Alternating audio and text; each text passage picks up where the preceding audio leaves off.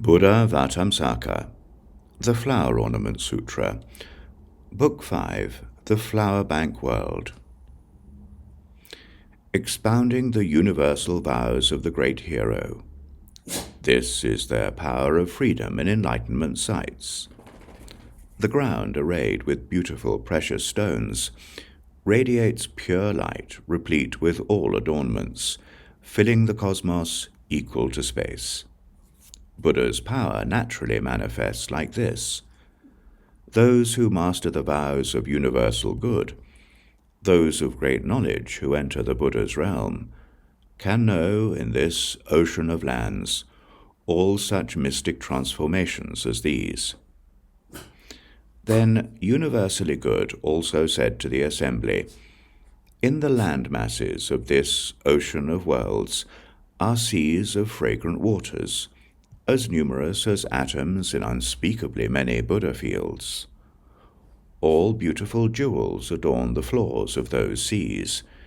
Gems of exquisite fragrances adorn their shores.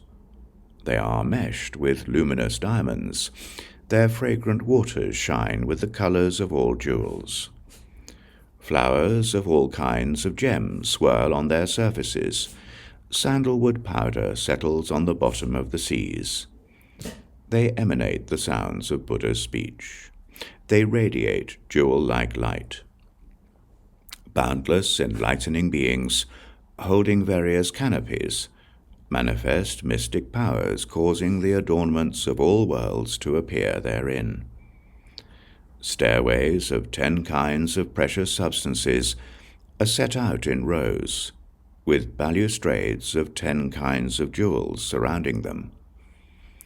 White lotuses ornamented with jewels, as many as atoms in 4 continents, are spread over the waters in full bloom.